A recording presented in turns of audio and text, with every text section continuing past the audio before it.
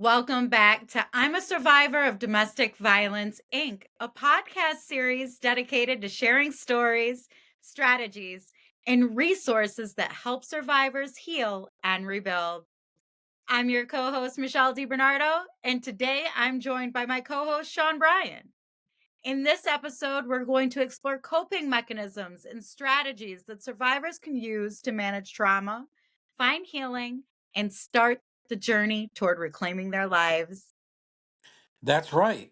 Healing from domestic violence is a long road, and it's not always easy. But today, we're talking about the tools and strategies, big and small, that can make a world of difference. Whether it's through therapy, self care practices, or just simply building a support network, there are ways to manage the emotional and psychological impact of trauma.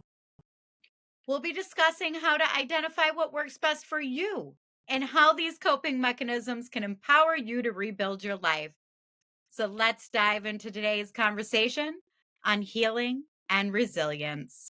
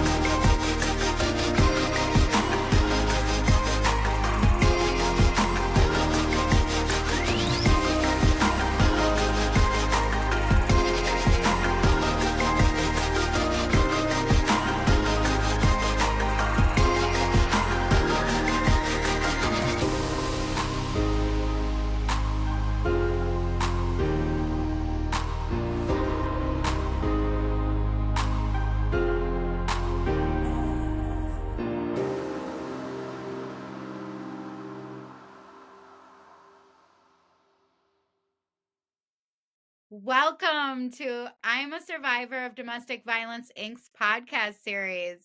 Today we have a good friend of mine, David Gandino, who is joining us. David, thank you so much. We appreciate you for taking your time today. And Likewise. yes, David, thank you so much for coming on the show. We greatly appreciate it. It's my pleasure, folks. My pleasure. Could you just give us a rundown of your title and who you are so our audience knows? David Gandino, MSW, LCSWR. Been a therapist since 1973, working with combat vets and trauma victims. And I ran the mental hygiene unit for parole, and you had to be a violent felony offender and mentally ill to meet me. And I've had a private practice since 73 and worked with trauma victims, combat vets, rape victims, and violent felony offenders. So it's been, my company was called Forensic Consultants. So it was all, we had to do with the courts Wow. all. So, yeah, that was Sounds Right. amazing, David. in the shrink for the sheriff's department for a long time. A few other things, but so I've been in this field, in this area, a long time. Wow. This hair was brown when I started. I can't imagine. Neither can I anymore.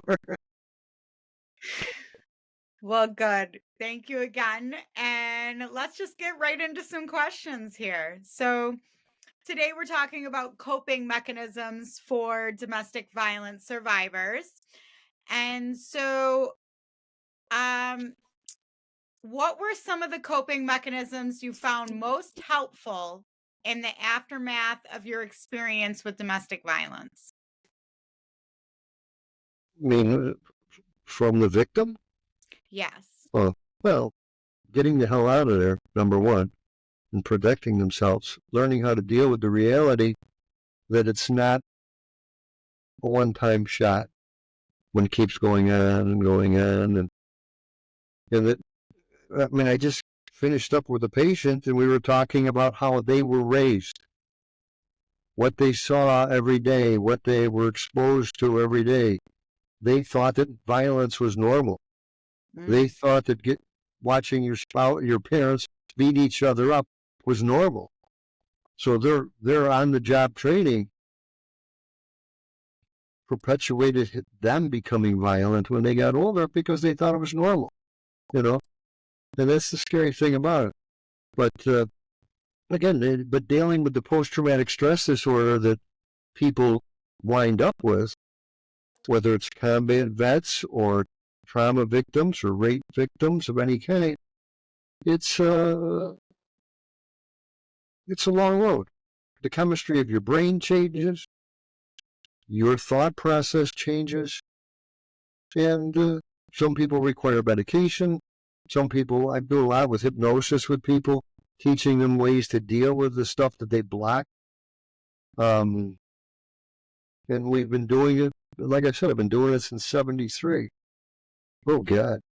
A couple of weeks now. Just a And couple weeks.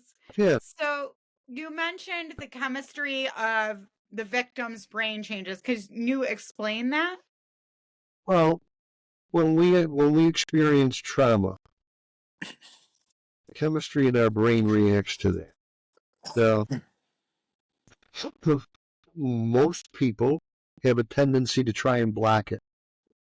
So what happens is when their chemistry in their brain changes and they start to get those thoughts, feelings, and emotions, there's a high incidence of addiction caught with alcohol or drugs to numb the brain so they don't Mm. have to think about it, to numb their feelings so they don't have to be part of it. And I used to get to see a lot of people because they'd get arrested for DWI, and then all of a sudden you find out, well, the reason they were drunk was their husband had just beat them, or they were a combat vet. They were starting to have flashbacks and nightmares, or the woman was having flashbacks and nightmares from being raped. It's just that chemistry in your brain doesn't just clear right up because the event's over. It stays. It stays. And we have to learn to deal with it, but most of us are frightened to death that we're losing our mind when you start having nightmares and flashbacks and think you're going crazy. So then you want to avoid having people know that you're, quote, going nuts. And Mm. that's the scary thing about it because that stuff can be dealt with and it needs to be dealt with, you know? And you mentioned a lot of the victims end up with addiction problems or becoming alcoholics, and that's to block it out. Is that something normal that you find with a lot of your victims that they tend to try to block it out? Yep. You get numb. Numb is good. I don't have to think if I'm numb. I don't have to hallucinate if I'm numb. But the problem is if I get drunk and get numb at 4 in the morning when I wake up, because I'm a little bit sober, then I start having the flashbacks again. They don't go away. They just get numb temporarily and get buried. So you mentioned hypnosis. So with hypnosis, how does that work with domestic violence survivors? Well, for a lot of people over the years that I've worked with, they've blocked everything. So we will use the hypnosis, because they came to me because they were drinking or drugging or whatever. And then we start talking, and all of a sudden, get a little hint that they were physically abused or sexually abused. And then we set up a plan to use the hypnosis and do a regression to go back and explore those periods of time so that they can take it, deal with it, and then throw it out. And so that the hypnosis can be very effective for that. Especially in the combat vets, the same thing, because a lot of them will want to block, the fact that they had to kill somebody, or they've been shot, or lost a leg, or had their best friends killed. It's like, we were talking before about Rod Serling, right? When Rod Serling, during World War II, he was an airborne guy, and they were in the Pacific. They had just taken this island, and Rod was walking there with his best friend, his partner, smoking a cigarette, and then Rod turned around to get something, and a big freight that was coming off the ship, the cable broke, and it crushed Rod's, fell right on his friend and crushed him. And Rod said, that was the day my world changed. He never, ever dealt with any of that for years and years and years. And that's when he started thinking differently, and the trauma of losing his friend. I mean, they just survived combat. They just fought for their lives. They hear the guy having a cigarette and he gets killed. It doesn't make sense. And when our lives change like that, our thought process changes and we become defensive. Mm-hmm. We become vulnerable. And nobody likes to be vulnerable, Right. And nobody, Okay. That's what's scary. It is scary. And you wind up with white hair. So for someone that is doing hypnosis, Yeah. how long do they have to do that process to really cope with the trauma? Depends on the individual and how they deal with it. Because a lot of people are paranoid about the use of hypnosis. They figure you're going to hypnotize me and you're going to sexually abuse me or do something. So, when you're vulnerable, it's like you don't, the first time somebody comes into your office, you don't say, hey, look, I'm going to hypnotize you today. You work with them, you get used to them so that they trust you. And then you start teaching them the hypnosis first to deal with anxiety, and then to deal with stress, and then to explore the subconscious. It's a fairly lengthy process, but you figure people have gone 3/4 of their life burying all that stuff, so it takes a while to deal with it. You mentioned about, a lot of people become addicted to drugs and they become addicted to alcohol. Do you find that people also become addicted to work or working out or find other things that they kind of bury everything with? If people can get addicted to anything, working out. A lot of people do that, and then you realize how vulnerable they are when you meet them out in a different environment other than the gym. And people they'll work out, they'll run, runners, a bunch of nuts. They got to run, run, run, run, run, run, run, run, run, run, run, run, run.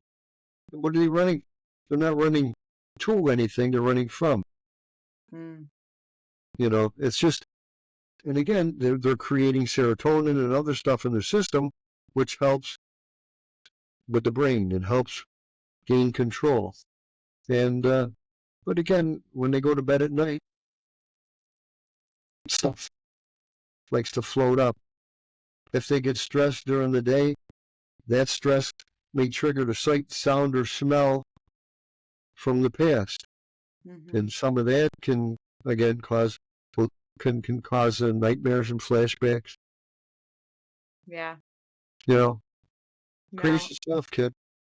I know. Well, the only reason I said that to you is because I know you've personally reached out to me before, and I have went through domestic violence, and sometimes you'll be like, "Hey, you ever think you're doing too much, kid?" And I found that's like my addiction. That's how I bury things. Is I just work. I work from the time I wake up to the time I go to sleep, and Yep, I yeah, know. That's your yeah, addiction.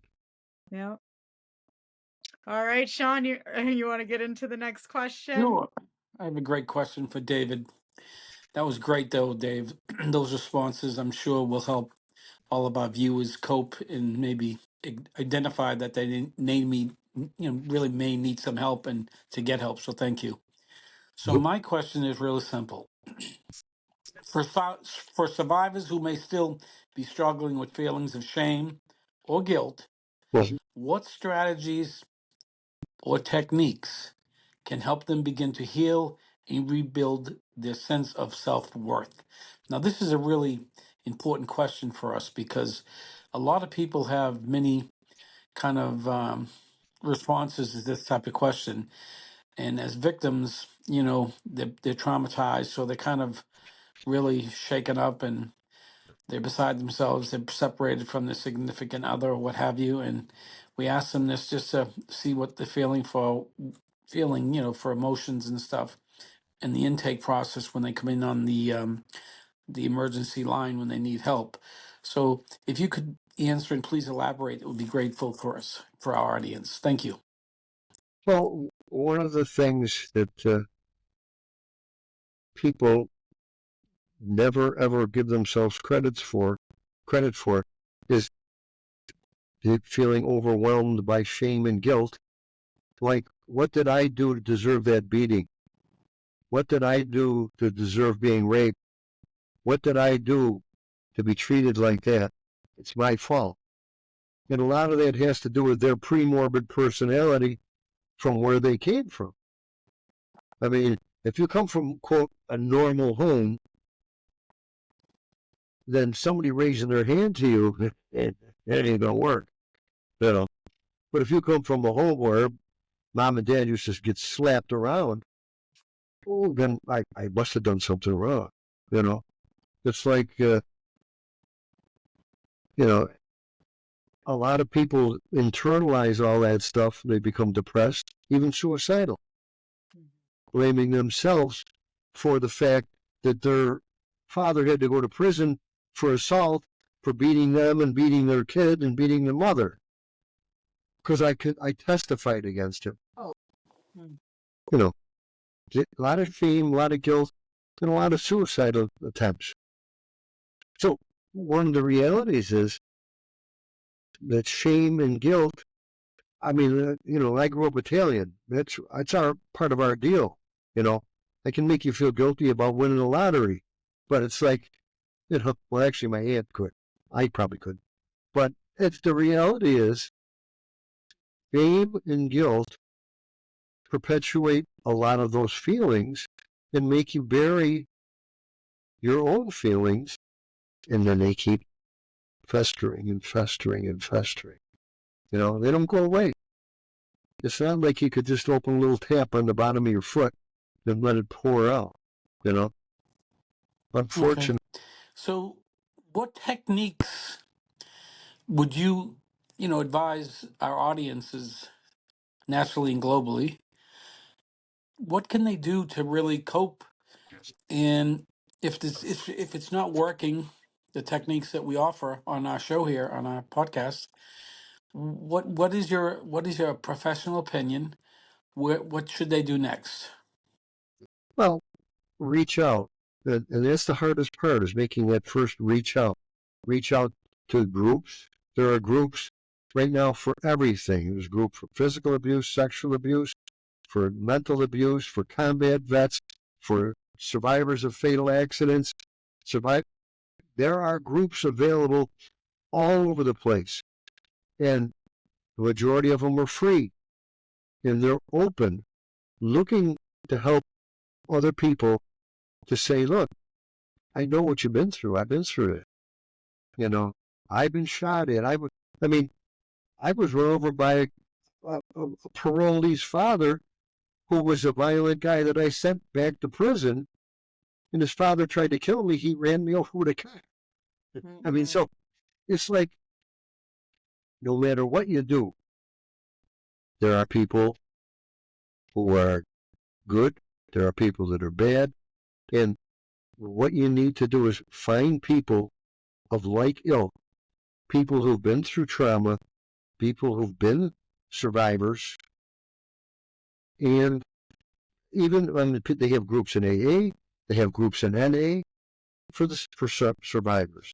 You know, they have men's groups, they have women's groups, they have regular groups.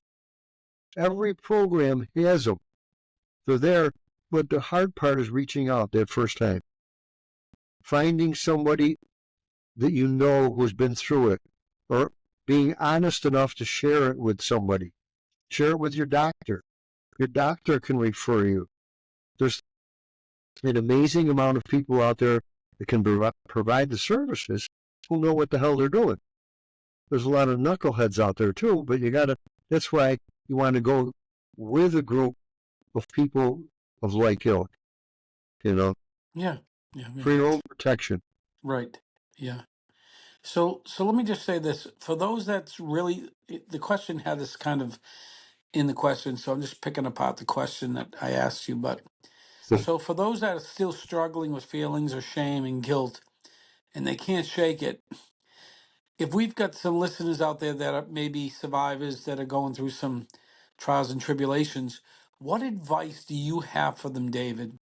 Why it's so important to talk to other people, even though some of them are like, I don't need anyone, I can get through this. I've been through it before. Just could you elaborate why it's so important to get help? Well, the key is it doesn't go away if you don't deal with it. It sits there. It's like the dog goes to poop in the yard. You put a leaf over it to cover it. When you walk out, guess what's still there? It doesn't go away. It's like a lot of people will psychologically put a towel over their brain and cover it, and the pain will go. It won't go away. It may be temporary. You may get loaded. You may get drunk. You may get stoned. You may go out and have sex carelessly to punish yourself.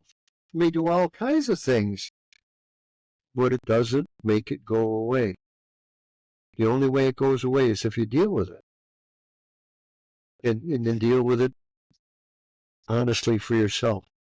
Because the goal is not to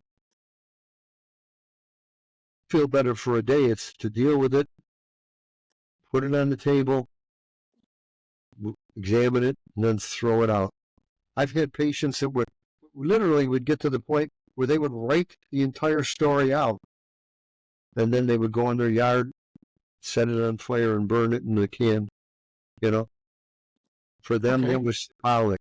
Yeah, You know, that's a great answer. And one last one, one last question. I just want to elaborate in the last sentence of my question.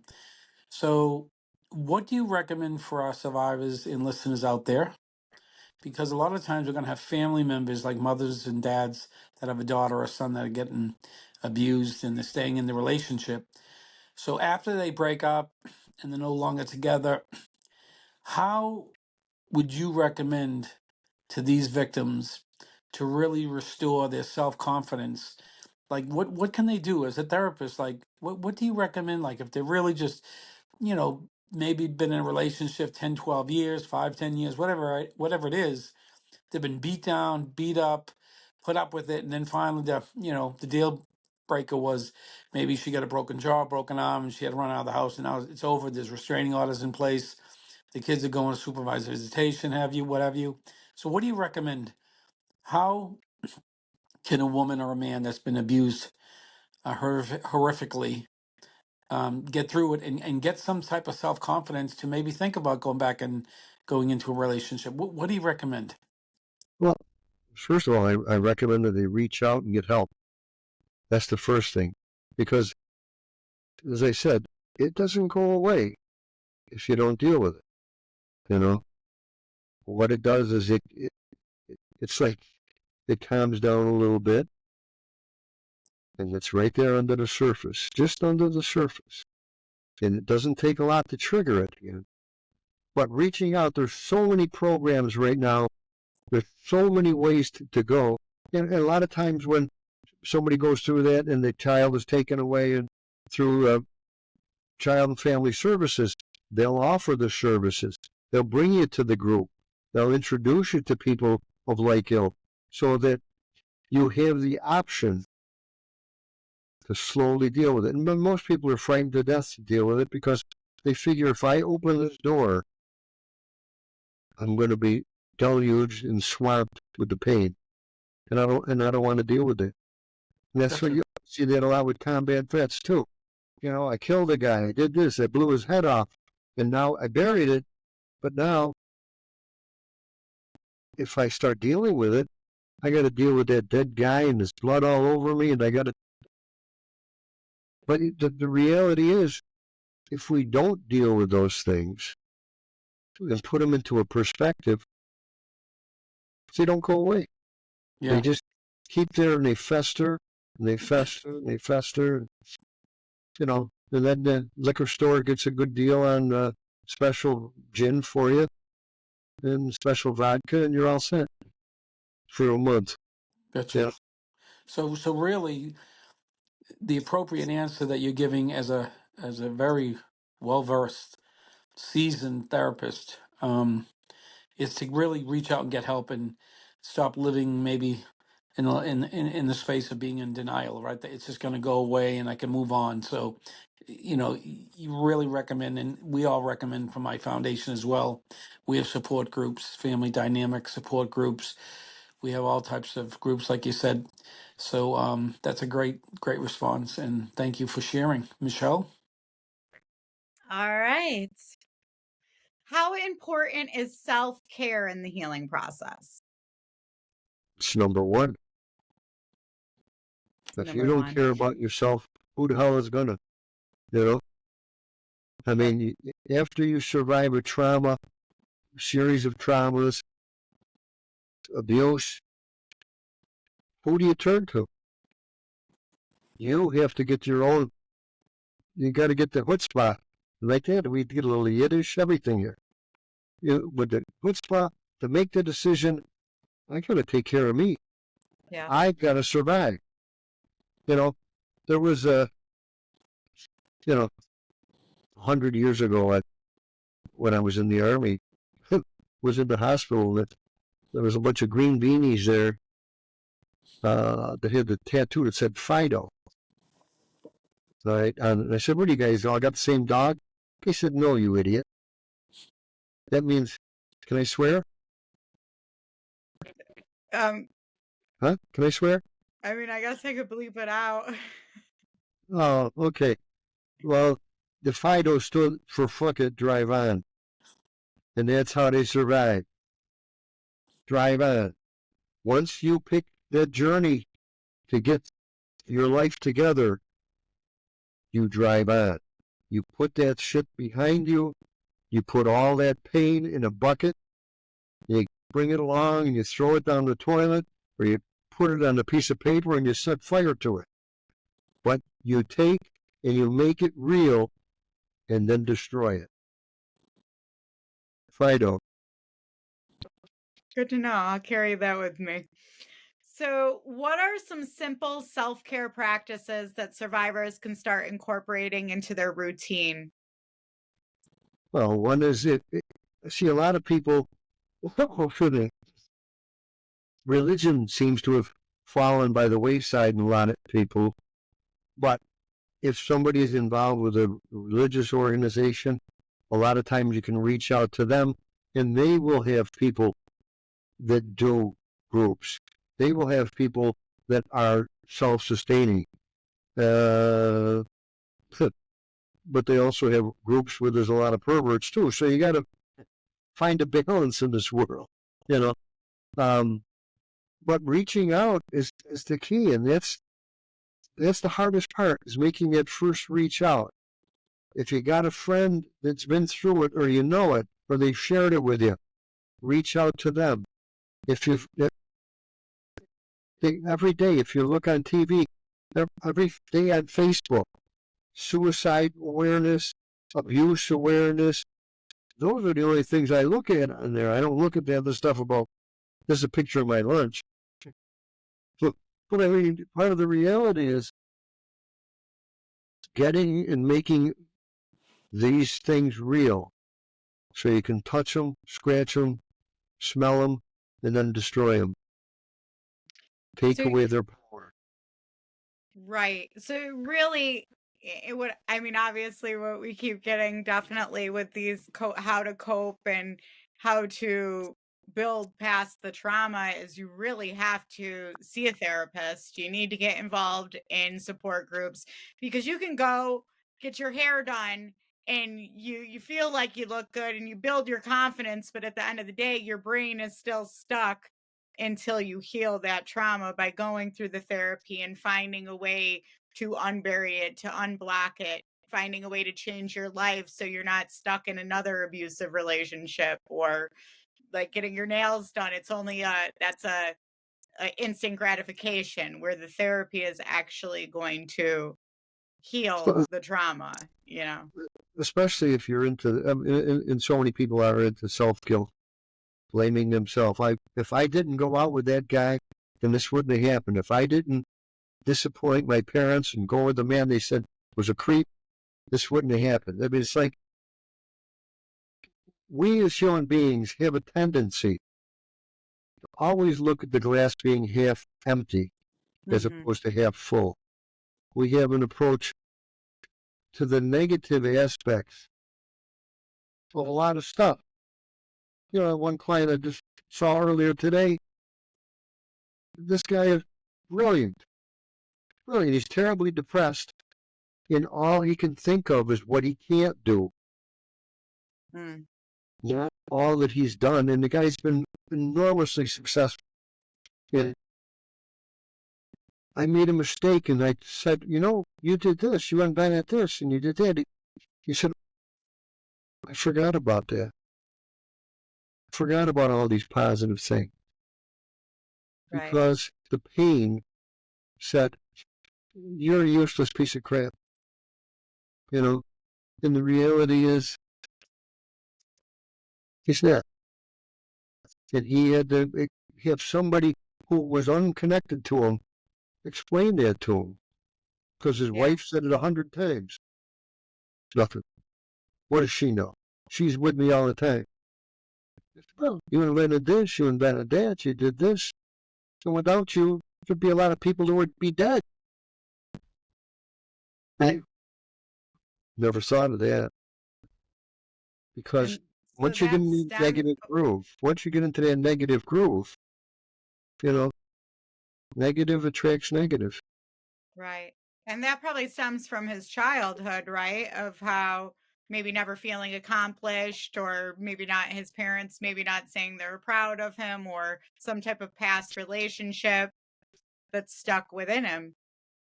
In his case, his parents used to uh, beat each other and be drunks, you know. Mm, So he didn't know what love was. To right. him, love meant mom passes out and you lie on the couch next. Oh, wow. That's it was love, you know. Everybody's got their own program, and you try and put them into a perspective, and you go, "Holy crap! Uh, how could they believe this their whole life?" And all of a sudden, reach a point in their life where it says, "It's not correct. It's not good. It's dangerous." And that's where you get into this, you know, suicidal stuff and depression and, you know, anxiety. It's scary. Yeah. And you find that a lot of the victims or survivors are going to end up with anxiety or the PTSD, or, and how often do you see that the survivors actually heal? Oh, once they start, it's usually a pretty good process. It's not, it doesn't take, it's not 2 weeks. It's a lengthy process. But again, it's healthy. It's alive. You know, every day you get up and say, thank God I'm alive. And then you go to bed at night. Thank God I made it through the day. You know, as opposed to before, I said, it's just saying, I can't go to sleep. If I go to sleep, I'll have the nightmares. If I get the nightmares, then I won't sleep. Well, wait, here, let me have a couple of glasses of scotch. Mm, You know, and then it's easier to sleep until 3 in the morning when you wake up sober. You Right. know? And Yeah, and people don't realize that alcohol is actually a depressant. So you might be happy, right? And then when you wake up worse off than what you were before you went out drinking. correct. Yep. Yeah. Yeah, Gosh. it's Yeah. it's been around. It's a cure-all for a lot of things, at least temporarily. For the next 3 hours, I can get loaded, and if I don't pee on myself, I'll be okay. You know, Mm. cold-blooded, but true. That's. And then you could see the guy will go into the bar and he'll be drunk, and then they'll start a fight. Why? Right. Well, because he used to fight with his father. Watch his father get in fights. And it's all. It's like it's like a film that keeps playing over and over and over and over. And the Right. only way that we can deal with it is to change the channel, deal with it, and throw it out. And I've noticed in our conversation today that you keep going back to like the parents or the environment because people get so used to what they see that they just feel it's okay or it's the normal. They don't know what real life is. It's on the job training. You know. Yeah. Oh yeah, you're supposed to get beat if you come home late, or you're supposed Mm. to get beat if you didn't cook the dinner right. Oh, okay. I see. And people believe it, Right. especially if you see it every day from people you quote love. People that you love are knocking the crap out of each other, and then he'll go off to drink, or she'll go off to drink, or one of them will do drugs. These are the people you love. Like I said, for a lot of people, feeling close to mom meant she passed out on the couch and you laid down next to her. I mean, I remember the first time a client told me that, I went, holy crap. You know, that's how they felt love. Mom was Right. passed out and they just got there, put the arm over her and see it. Mm-mm. But right now, our country, our world is going rampant with this insanity. And it's frightening because, you know, this is what people do. They just sit there with this, looking Yeah. at that, looking at that. If you're going to use it for group therapy, that's great. But if you're going to sit there and just read about more pathology, that's not good. It just reinforces your own pathology. Right. Right. And they're seeing, what isn't really reality because what everybody's posting online is what they want you to see. So then they're Right. comparing themselves to other people's lives. Yep. Or a picture of their lunch and their dinner. I don't Yeah, understand that. I can't. You know, All it's right, just, Sean, you ready to get into the next question? Sure am. Great response, great questions, great answers. I feel blessed having you on the show, to be honest with you, David. You're thank coming you. up with some really great solutions for issues for our audience members that are going to be watching nationally and globally. So thank you. My next question: for many survivors, they find strength in community and connection to the community. Mhm. Can you, as a therapist, talk about the role of support groups, therapy, or peer relationships in helping you navigate your healing journey? We can take that in steps. So the first one would be, can you talk about the role of support groups? Well, as we've been saying, that a key to survival is developing the ability to share the pain. And sharing that pain, whether it's in a group or whether it's individually with the therapist, the goal is to open the door to let that pain out.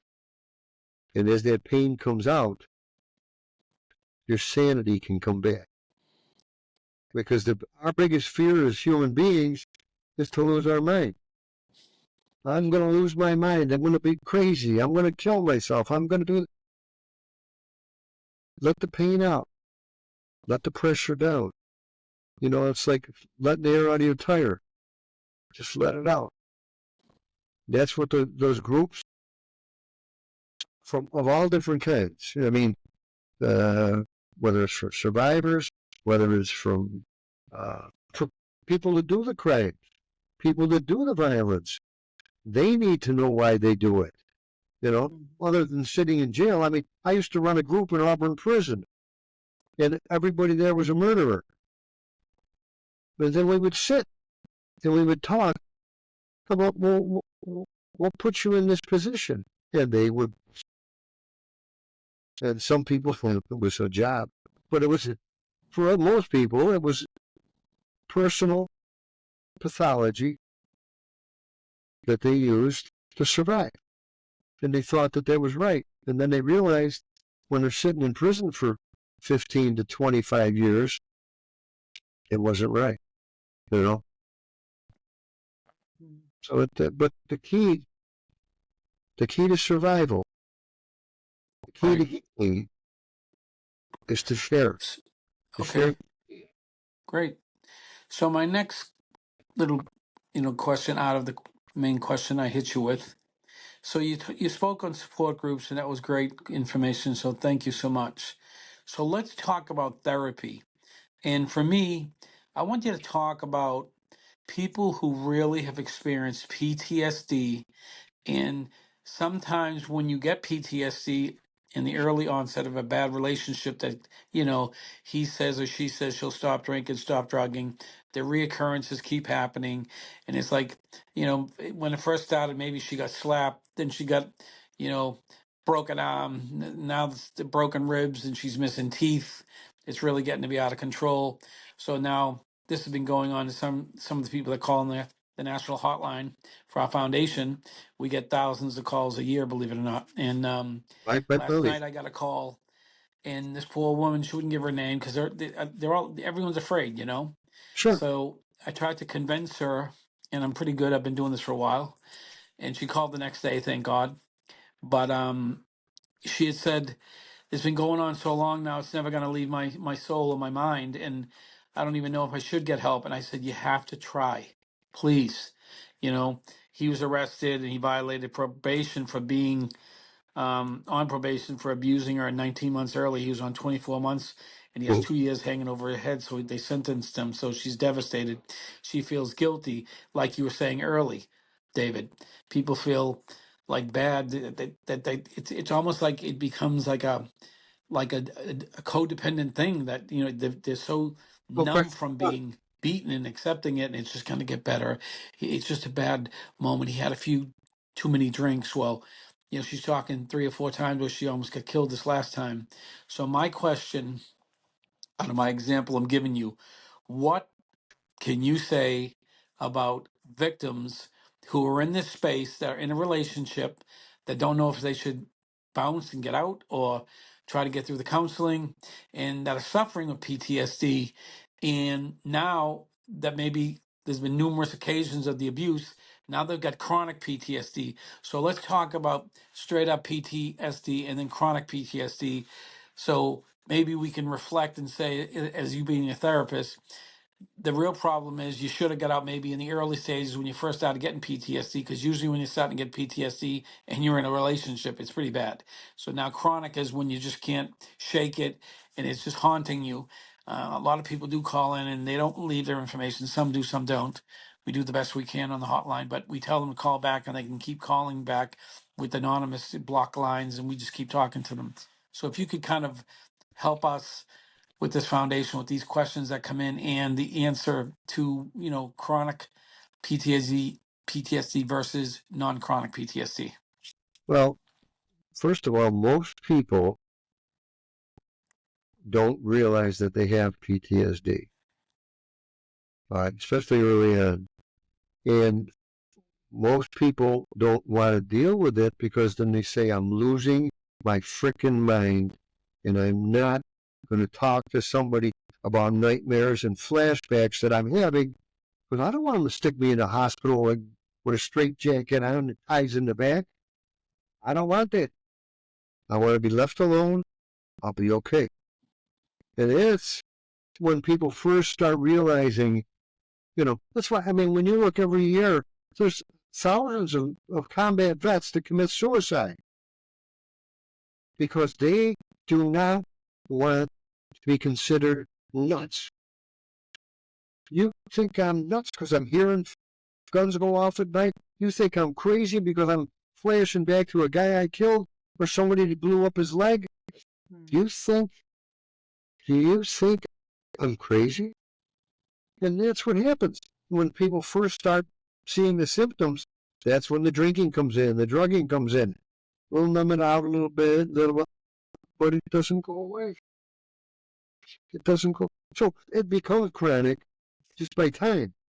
But the reality is, we start to exacerbate it by sights, sounds, and smells that all of a sudden trigger it. You go, oh, shit, what the hell? Where's that coming from? There's nobody shooting around here. There's nobody being beaten around here. That smell, what was that smell? Oh, that was the coffee, like he used to throw on me. Oh, yeah. Oh, God, that's the sound of broken glass when he used to beat me with the bottle. Oh, crap. Then it perpetuates it and becomes chronic, and then people start changing their whole life around that. I can't go to kind of places. I can't go to this place. Yeah. I have to go to this place because it's overstimulating. I can't go to this place because the sights, the sounds trigger it. So they start adapting their entire lifestyle in a negative way. Yeah. But they think it's positive. Yeah. So we're kind of identifying triggers, right, Doc? Yeah. Yeah. Can you talk about triggers, what you can do? Our hotline, we have a therapist that comes in once every 2 weeks, and she's great. But she talks about triggers with us at our meetings, and she says that, the best thing you can do for triggers is try to avoid the locations or the areas or those conversations if possible, if needed, So how do you feel on that? What is your recommendation for people that are really having problems with triggers? And for some people have a lot of them and they can't even they say, I remember one lady about a month ago said, I can't even have a normal life. I can't go anywhere. I mean, I have to change my zip code. I don't have money to move. I'm on, food stamps. I'm in a terrible place, and I told her, says, you need to attend our support groups and seek a therapist because you're Right. struggling with PTSD that's, runs right beside each other. Triggers and the PTSD, it's all the same problem. So could you kind of elaborate on that for me? Well, the triggers, obviously, a lot of people don't know what their triggers are. All right. Because we bury so much stuff. But that's why I'm saying sights, sounds, smells can trigger a feeling, and you're going, what the hell was that all about? And then you don't make the connection. I mean, and then there's sometimes where you can hear somebody's voice go up, and you can feel your entire body cringe and go like this, and then you calm down. But people don't always know their triggers. When they figure some of them out, then it's helpful because they try and avoid those situations. But I mean, if you're killing somebody in combat, the sound of a gun is going to trigger some. Or the screaming of somebody who's just been disemboweled in front of you, that's going to trigger something. But the cat screaming, why would that bother you?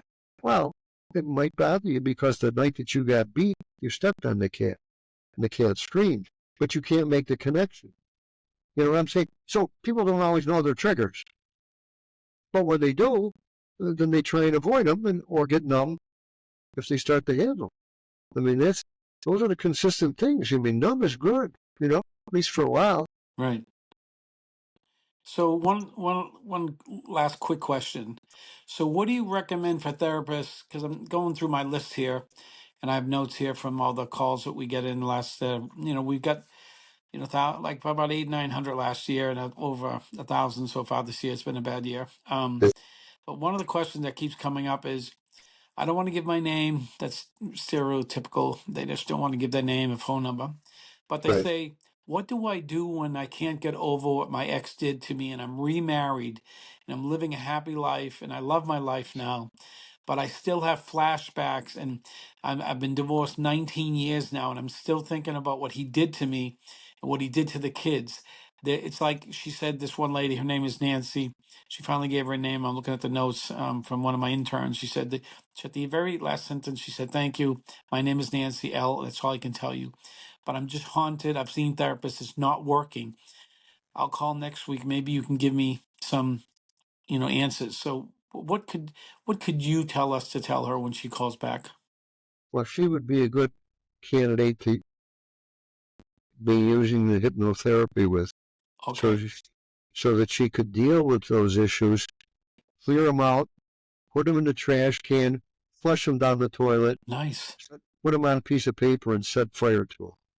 But otherwise, she's just running from it. Right. All right. So she's trying to stay a couple feet in front of it, but as soon as she slows down, it grabs her by the butt and says, "Here it is." You know, and that's where using the hypnosis and hypnotherapy can be very effective, or she can use relaxation therapy, whatever she feels comfortable with, to go back. But she needs to have somebody guide her, because to do that alone is not good. Because then you open up a can of a clinical shitstorm. That's another clinical term. Um, and without some guidance, it can be a mess, literally. You know. Yeah. Well, that's great. Thank you so much. You really answered some questions from our call center, and it's great because I'm sure a lot of these people are going to be. They've been asking, "When's the podcast?" We've seen this coming, and so many people. We got about 100 messages in the last 2 weeks, so it's really Nice. exciting. So thank you so much for that answer. And Michelle, you're up. Okay, well, you kind of got into my last question a little bit because it was about triggers. So, Yeah. um, how you manage triggers, basically, you're going to avoid, if you know what your trigger is, you're going to avoid that situation. But are there specific grounding exercises besides hypnosis that someone can do at home? I know you said some type of practices like would mediation or kind of like yoga or anything like that? There's got to be, every day I probably get 5 or 6 techniques for anxiety, about taking 2 short breaths, and then a deep breath, and blowing it out. There's a million different things. All you got to do is go online and say, "What do I do for anxiety?" And you'll get a deluge of suggestions. Even things where you're doing things with your fingers. The Asian finger stuff. I mean, they're all there. It's just the fact that they're there, but we don't always use them. We look at them and say, "That's kind of hokey. I'm not going to do that crap." You know, or I'm not going to do. I'm not going to sit there and go all the way back. You know, we we human beings are the most skeptical things on the planet. You know, I don't think I can do that. Well, but you can bury all this other pain, but you can't take one step forward to get rid of it. Take one step forward to let go of it. Mm. That's the key, is having the chutzpah. Going back to the Yiddish thing, having the chutzpah to be careful and to survive and to protect yourself. That's where we fail. We're afraid to protect ourselves. We're afraid to take those steps to move forward and to let go of the pain, because psychologically, we think we're supposed to be in that up to here in pain. Wasn't that in the handbook? Did you get the handbook? It's in there, yeah. Pain up to here. Well, if you're good, it only goes up to here. But, we as So, human beings we're gluttons for punishment. mm, You know, Marquis de Sade to get a job, and he taught everybody well. yeah. They So, made if you were to tell your patients or clients the top three grounding exercises or something to calm them when you're not available, what would be the top 3 that you would recommend?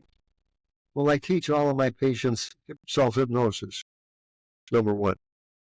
All of my Okay. patients that are in that area, I teach them the self hypnosis. Other things are physical activities.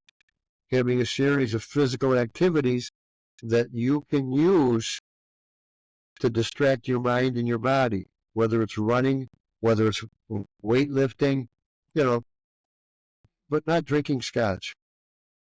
You can't, that's not Yeah. one of the physical activities you should use. And, and the other one is there's a lot of relaxation exercises that, as I said, that you can find online that help relieve stress, relieve pain, and it's not something you got to lie down in the middle of the street, you know, and do. It's something you can do.